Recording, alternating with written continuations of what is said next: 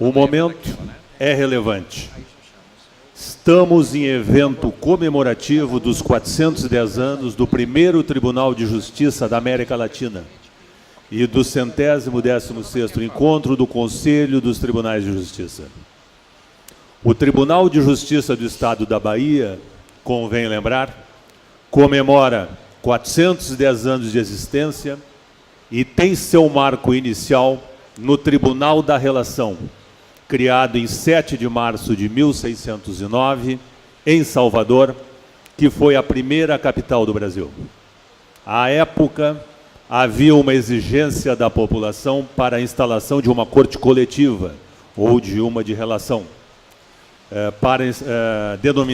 denominação utilizada aos tribunais de justiça de segunda instância para modificação do sistema então vigente, que era ligado à instalação das capitanias hereditárias, primeira divisão administrativa do país, com estrutura jurídica que era constituída por juízes ordinários e vereadores, constando o ouvidor de capitania como autoridade revisora.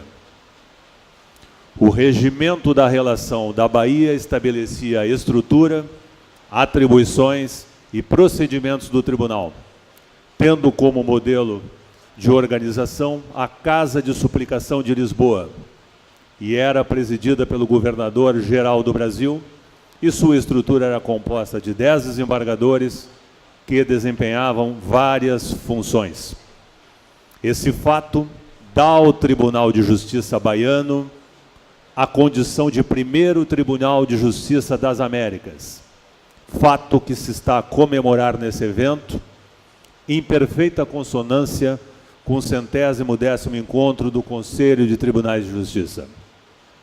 De igual sorte, ao pioneirismo do Conselho dos Tribunais de Justiça, anteriormente denominado Colégio de Presidentes, que é uma associação civil constituída pelos presidentes dos Tribunais de Justiça e ex-presidentes em atividade que o compõem, e existe há mais de 26 anos, tendo sido criado em 1992. O Conselho dos Tribunais de Justiça tem grande relevância, sendo constantemente consultado pelos tribunais superiores, CNJ, Poder Legislativo e Poder Executivo, em assuntos de interesse do Poder Judiciário para o seu aperfeiçoamento. Seus objetivos principais são a defesa dos princípios, prerrogativas e funções institucionais do Poder Judiciário, especialmente do Poder Judiciário Estadual, e a integração dos tribunais de justiça em todo o território nacional, o intercâmbio de experiências funcionais e administrativas, o estudo e o aprofundamento de temas jurídicos e questões judiciais que possam ter repercussão em mais de um estado da federação, buscando uniformização de entendimentos, respeitadas a autonomia e peculiaridades locais. Tem, pois, um longo período de efetiva atividade na defesa das matérias de interesse do Poder Judiciário, participando constantemente de comissões dos três poderes, agindo como interlocutor dos tribunais de justiça perante os mesmos. Importante fixar que o Conselho dos Tribunais de Justiça tem sido conduzido com extrema correção e eficiência ao longo dos anos pelos meus antecessores, bem como pelos demais colegas que o integraram nesse período, todos visando a união e o fortalecimento do Poder Judiciário. Nesse ponto, a atuação do Conselho no meu período administrativo deverá seguir o mesmo rumo, objetivando a manutenção de um Poder Judiciário uno, forte e independente, como garante do necessário regime democrático. O Poder Judiciário exerce função constitucional insubstituível de solucionar e pacificar conflitos. É a garantia das instituições e da própria democracia, assegurando direitos que são violados, porque tudo praticamente acaba sendo judicializado. Há que se considerar que o Poder Judiciário Estadual responde por cerca de 80% das demandas que tramitam no país.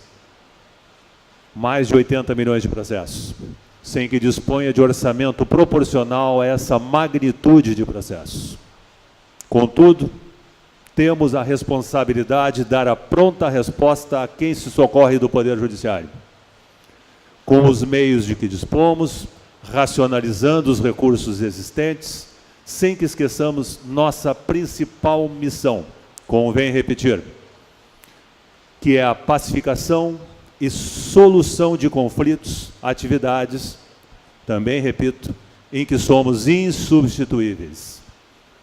Em um regime democrático, as decisões judiciais devem ser cumpridas, preservando-se a estabilidade jurídica, mantendo-se a harmonia e independência dos poderes e afastando a existência de poder absoluto e a hipertrofia do poder executivo. Por sua independência, sofre com ações que visam frear direta ou indiretamente sua atuação, que acabam por atingir a própria sociedade, destinatária que é da essencial atividade do Poder Judiciário. Exemplifico. Sob o pretexto de evitar eventuais abusos, pretende-se a instituição de norma disciplinando o abuso de autoridade, com conceitos abstratos, sem clara tipificação, o que causa insegurança aos operadores do direito. Equívocos, sabe-se, por evidente, que podem ser cometidos. As soluções existem no ordenamento jurídico para correção adequada. Por outro lado, não há poder judiciário independente sem autonomia financeira para gerir os seus recursos. Impõe-se o ajuste prévio entre os poderes relativamente à elaboração da LDO, porque os mesmos são independentes e harmônicos entre si, observados os precisos termos da Constituição Federal. Inadmissível a intromissão do Poder Executivo ao congelar o orçamento do Poder Judiciário ou ao não efetuar o repasse de duodécimos no prazo previsto na Constituição Federal, inviabilizando sua atuação em flagrante inconstitucionalidade, passível de correção na via adequada. Os recursos, na realidade, não pertencem ao Poder Executivo, que faz a mera arrecadação e a respectiva distribuição constitucional. De outra parte, retomo o tema reforma previdenciária, com o apoio da grande mídia, sem devido esclarecimento de fatos, como se fosse a única solução possível, sob pena de colapso. Sem razão. Ao longo dos anos, as reformas previdenciárias realizadas, com a justificativa de déficit financeiro, modificaram requisitos para aposentadoria, suprimindo direitos. A atual não difere em praticamente nada e possui a mesma justificativa. A arrecadação das contribuições dos segurados não basta para garantir as despesas com os benefícios previdenciários. Como se tal contribuição fosse a única fonte de pagamento dos benefícios. A Previdência Social, como bem lembrar, é um dos 3 itens que compõem a Seguridade Social, em conjunto com assistência social e saúde.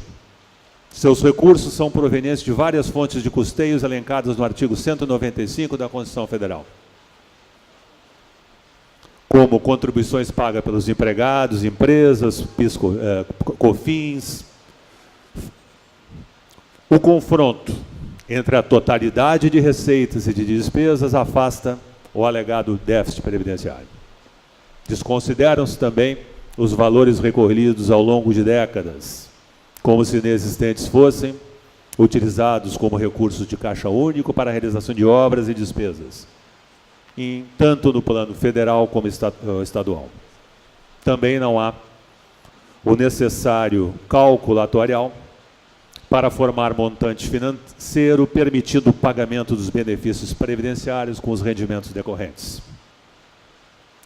Em suma, e encerrando minha manifestação, saliento que há um longo trabalho a ser realizado no Conselho dos Tribunais de Justiça em prol do Poder Judiciário, sendo vital a participação de todos os tribunais de justiça de uma forma coesa para que atinjamos nossos objetivos, afastada qualquer possibilidade de divisionismo que a nada leva, a não ser o inadmissível enfraquecimento do Poder Judiciário Estadual.